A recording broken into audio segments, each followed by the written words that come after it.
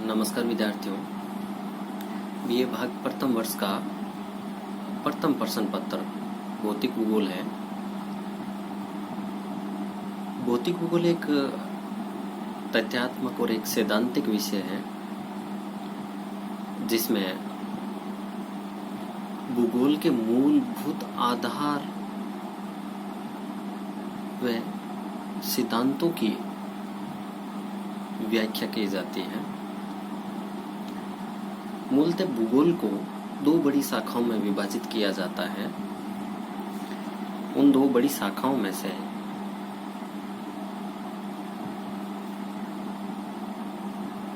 एक है भौतिक भूगोल, दूसरी मानव भूगोल। भौतिक भूगोल में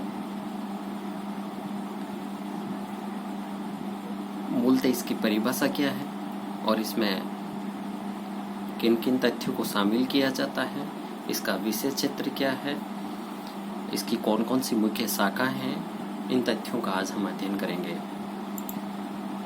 भौतिक भूगोल। भौतिक भूगोल भूगोल की एक शाखा है जिसमें स्थल मंडल, जल मंडल, वायुमंडल एवं जैव मंडल का क्रमबद्ध अध्ययन किया जाता है। यहाँ पर चार तथ्य मूल आते हैं। स्थल मंडल, जिसे हम लिथोस्फीयर कह सकते हैं, जल मंडल हाइड्रोस्फीयर, वायुमंडल एटमॉस्फेयर और जैव मंडल बायोस्फीयर। इन सारे तथ्यों को क्रमबद्ध रूप से भौतिक भूगोल में अध्ययन किया जाता है, जो एक भूगोल की मूल शाखा है। वैसे भौतिक भूगोल अपने आप में बहुत विस्तृत विषय है और इनका व्यापक स्तर पर अध्ययन किया जाता है, परंतु प्राचीन काल में ग्रीक विद्वान पोसिडोनियस ने भौतिक भूगोल के तथ्यों का सर्वप्रथम अध्ययन किया था। इसीलिए भौतिक भूगोल का पिता पोसिडोनियस को कहा जाता है। अब आती है भौतिक भूगोल की मूल परिभाषाएं क्या है। भौतिक भूगोल की परिभाषाएं सामान्यतः जो छोटा प्रश्न 1.5 नंबर का या बड़े निबंधात्मक प्रश्न आते हैं तो उसमें भौतिक भूगोल की परिभाषाएं, विषय क्षेत्र और इसकी प्रकृति के बारे में पूछा जाता है। भौतिक भूगोल की सर्वप्रथम परिभाषा आती है आर्थर होम्स के अनुसार, भौतिक वातावरण का अध्ययन ही भौतिक भूगोल है, जो पृथ्वी के धरातलीय ऊंचावच या धरातलीय ऊंचावच से मतलब है पृथ्वी पर पाए जाने वाली जो भौतिक विविधताएं हैं उनसे सागर एवं व महासागरों तथा वायुमंडल का अध्ययन करता है। तो आर्थर होम्स की एक साधारण सी सिंपल सी परिभाषा है कि भौतिक वातावरण का अध्ययन ही भौतिक भूगोल है। भौतिक वातावरण में जो भी हमें भौतिक रूप से हमें दिखाई देता है उन सभी तथ्यों का, चाहे वो स्थल मंडल का हो, चाहे जल मंडल का हो, चाहे वायुमंडल का, इन सारे तथ्यों का अध्ययन है भौतिक भूगोल में किया जाता है। उसके बाद भूगोल का एक बहुत महान विद्वान एन स्ट्रालर ने एक परिभाषा दी है। भौतिक भूगोल विभिन्न भूविज्ञानों का सामान्य अध्ययन है जो मानवीय पर्यावरण पर प्रकाश डालता है। अगर भूगोल का यहाँ भौतिक भूगोल हो चाहे मानव भूगोल हो, इन सभी तथ्यों का अध्ययन कर कौन रहा है? मानव। अर्थात भूगोल हो चाहे भौतिक भूगोल हो चाहे मानवीय भूगोल हो, इन सभी परिभाषाओं में मानवीय तथ्यों का समावेश होना जरूरी है। इसलिए एन स्ट्रालर ने भौतिक भूगोल विभिन्न भूविज्ञानों का सामान्य अध्ययन है जो मानवीय पर्यावरण पर प्रकाश डालता है। तो मानवीय पर्यावरण पर यहाँ पर जोर डाला है। अगला तीसरी परिभाषा आती है टोर व वॉन एंजिल के अनुसार। ये दो विद्वान हैं, दोनों ने मिलकर एक परिभाषा दी है। भौतिक भूगोल पृथ्वी के भौतिक लक्षणों। अब पृथ्वी के भौतिक लक्षण कौन कौन से हो सकते हैं? पर्वत, पठार, मैदान। सीधा सा शब्द एक यूज में लें तो ये कह सकते हैं कि ऊंचावचों का अध्ययन है। भौतिक भूगोल पृथ्वी के भौतिक लक्षणों तथा उनके मानव पर पड़ने वाले प्रभावों का अध्ययन है, वो भौतिक भूगोल में किया जाता है। इन सारे ऊंचावचों, चाहे पर्वत हो, पठार हो, मैदान हो, स्थल मंडल हो, जल मंडल हो, चाहे वायुमंडल हो, इन सारे तथ्यों का मानव पर क्या प्रभाव पड़ता है, इनका अध्ययन है भौतिक भूगोल में किया जाता है।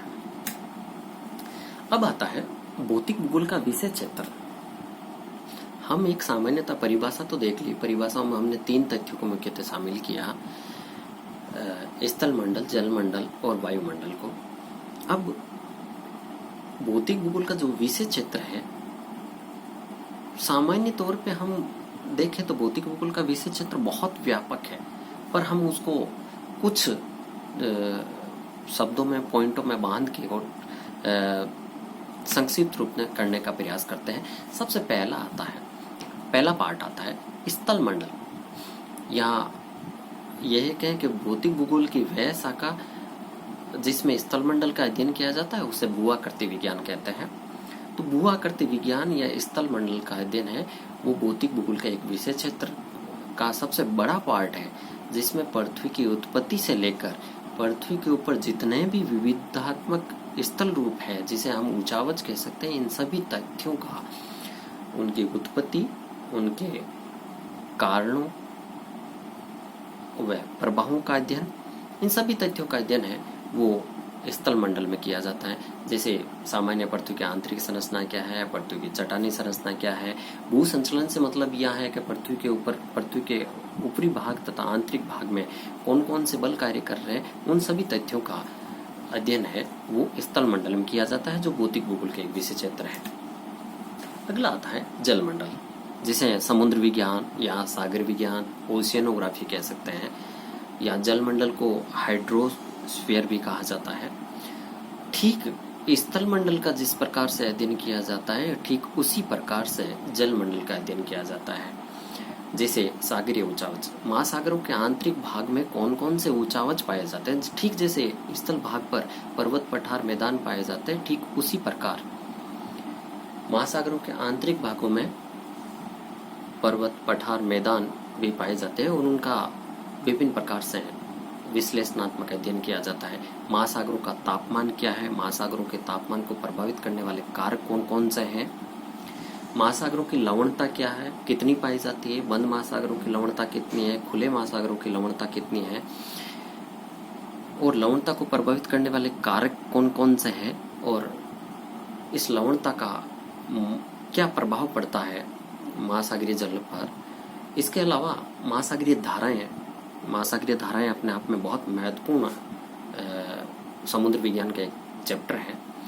महासागरीय धाराएं, चाहे हिंद महासागर हो, चाहे प्रशांत महासागर हो, चाहे अटलांटिक महासागर हो, इन महासागरों में कौन कौन सी गर्म व ठंडी जलधाराएं हैं और उनका मानव पर क्या प्रभाव पड़ता है, जलवायु पर क्या प्रभाव पड़ता है, इन सारे तथ्यों का अध्ययन है वो भौतिक भूगोल में किया जाता है।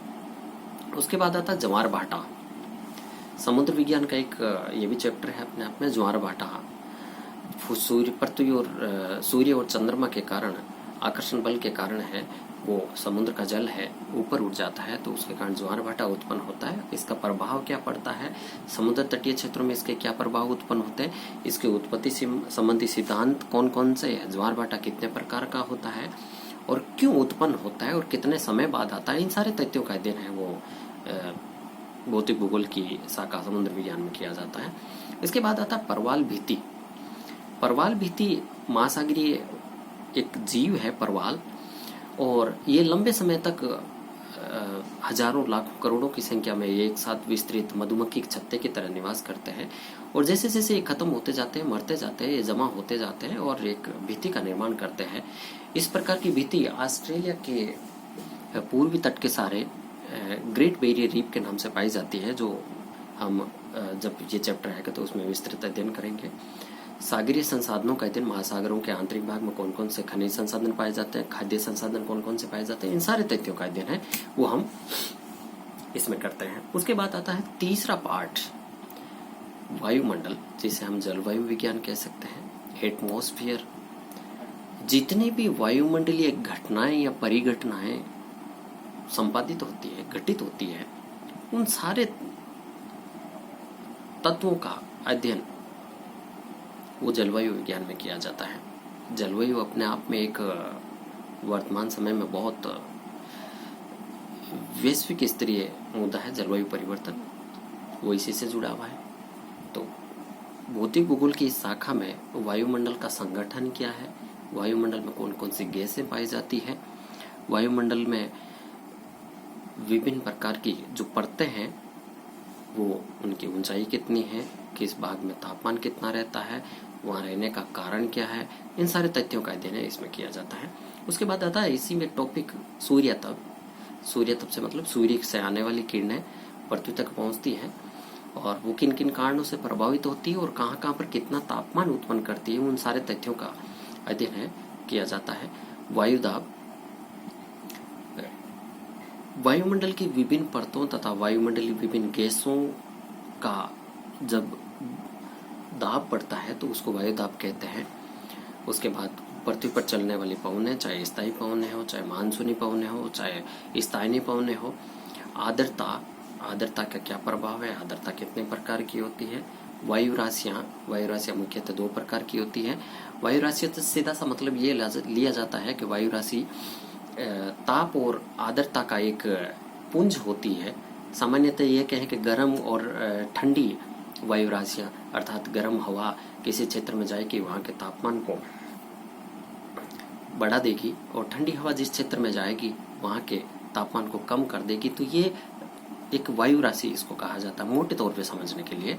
चक्रवात, चक्रवात वर्तमान समय में भी काफ़ी बार बार आते रहते हैं ग्रीष्म ऋतु में। तो चक्रवात कितने प्रकार के होते हैं, उष्णकटिबंधीय चक्रवात, शीतोष्णकटिबंधीय चक्रवात और प्रतिचक्रवात। ये चक्रवातों का विस्तृत तौर पर अध्ययन करेंगे, इनकी उत्पत्ति कैसे होती है, किन क्षेत्रों में इनको किन किन नामों से पुकारा जाता है, उन सारे तथ्यों का अध्ययन करेंगे। और इसका एक जलवायु विज्ञान का अंतिम टॉपिक आता है जलवायु वर्गीकरण का अध्ययन। इसमें 2 मुख्यतः विद्वान हैं, कोपेन व थार्नवेट। उन दोनों का जलवायु वर्गीकरण है वो हम अध्ययन करेंगे। उसके बाद भौतिक भूगोल का विषय क्षेत्र की चौथी शाखा आती है जीवमंडल, यहाँ जैव मंडल, जिसे बायोस्फीयर कहते हैं। स्थल मंडल, जल मंडल, वायुमंडल, जहाँ तीनों ये मिलते हैं वहां पर जैव मंडल का निर्माण होता है। अर्थात ये सीधा कह सकते हैं समस्त जीवों व परस्पर वातावरण की अंतर क्रिया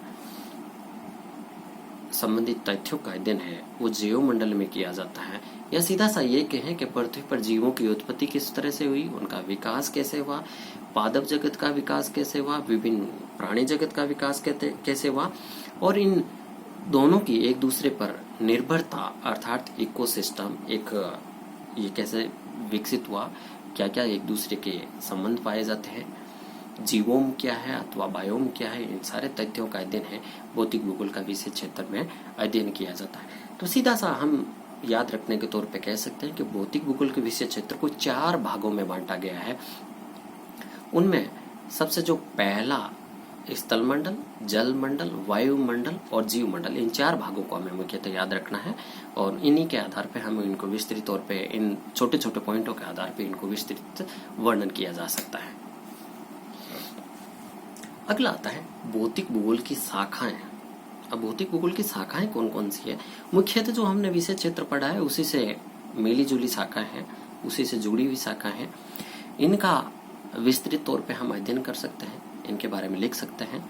भौतिक भूगोल की मूल शाखाएं कौन सी हैं? सबसे पहली आती भू आकृति विज्ञान, जिसका हम सीधा सा कह सकते हैं स्थल मंडल का अध्ययन करने वाली एक शाखा। पृथ्वी की उत्पत्ति से संबंधित पृथ्वी के विभिन्न उच्चावचों का अध्ययन, महाद्वीप महासागरों का अध्ययन, इन सारे तथ्यों का अध्ययन है भू आकृति विज्ञान में किया जाता है। इनकी उत्पत्ति किन प्रकार से हुई, इसके बारे में विस्तृत कौन कौन से सिद्धांत दिए गए हैं, इन सारे तथ्यों का अध्ययन है वो भौतिक भूगोल में किया जाता है। अगला आता है पारिस्थितिकी। पारिस्थितिकी भौतिक भूगोल की एक शाखा है। इसमें वैसे इसको जैव मंडल में शामिल किया जाता है, जिसमें मानव और पर्यावरण के संबंध क्या है, उन सारे तथ्यों का विस्तृत तौर पर अध्ययन पारिस्थितिकी में किया जाता है। अगला आता मृदा विज्ञान। ये वास्तव में एक छोटी सी शाखा है भौतिक भूगोल की, जिसको भू आकृति विज्ञान में भी कुछ शामिल तथ्यात्मक चीजें शामिल की जाती है। मृदा विश्व में किन किन प्रकार की पाई जाती है, उनकी उत्पत्ति के कारण कौन कौन से है, किन चट्टानों से कौन सी मृदा उत्पन्न होती है, इनके कारण प्रभाव संरक्षण, इन सारे तथ्यों का अध्ययन इसमें किया जाता है। उसके बाद आता है जलवायु विज्ञान, जो मैंने कहा था कि भौतिक भूगोल की 3 बड़ी शाखाओं में जो शाखा है उनमें जलवायु विज्ञान या ये कह सकते हैं कि वायुमंडल का अध्ययन है वो विस्तृत तौर पे इसमें किया जाता है। उसके बाद अगला आता है समुद्र विज्ञान, जिसका हमने पीछे अध्ययन किया है कि समुद्र विज्ञान में हमने समुद्र की उत्पत्ति, ऊंचावचों का अध्ययन, तापमान, सागरीय लवणता, इन सारे तथ्यों का अध्ययन है वो समुद्र विज्ञान में किया जाता है। उसके बाद भू विज्ञान, जिसे हम जियोलॉजी कहते हैं, भूगर्भ शास्त्र कहते हैं। पृथ्वी के आंतरिक भाग में क्या क्या पाया जाता है, कौन कौन से चट्टानें, पृथ्वी की उत्पत्ति कैसे हुई है और किन चट्टानों से बनी है, इन सारे तथ्यों का अध्ययन इसमें किया जाता है। उसके बाद आता है जैव भूगोल। जैव भूगोल में बायोम, जीवों की उत्पत्ति, विकास, प्राणी जगत, वनस्पति जगत, इन सारे तथ्यों का अध्ययन है वो इसी में किया जाता है। इस प्रकार भौतिक भूगोल का जो पहला चैप्टर है वो एक सामान्य सा बेसिक भौतिक भूगोल से परिचय कराता है कि हमें इस भौतिक भूगोल में हम किन किन तथ्यों का अध्ययन करेंगे और इन तथ्यों का विस्तृत तौर पे भूगोल में हमें पीजी तक, इवन नेट, पीएचडी तक इन सारे तथ्यों का विस्तृत अध्ययन, ये भौतिक भूगोल की जो शाखाएं दे रखी है अपने आप में आगे जाके एक विस्तृत पेपर बन जाती है, एक पूरी किताब होती है जिसका अध्ययन हमें बड़ी कक्षाओं में आगे किया जाता है। इसलिए ये भौतिक भूगोल की जो बेसिक चीजें हैं वो हम आगे के अध्यायों में विस्तृत तौर पर अध्ययन करते जाएंगे। इसलिए इसे अच्छे से याद रखें, याद करें, पढ़ते जाएं, बार बार पढ़ेंगे तभी इसको याद होगा। इस प्रकार ये हमारा चैप्टर कंप्लीट होता है।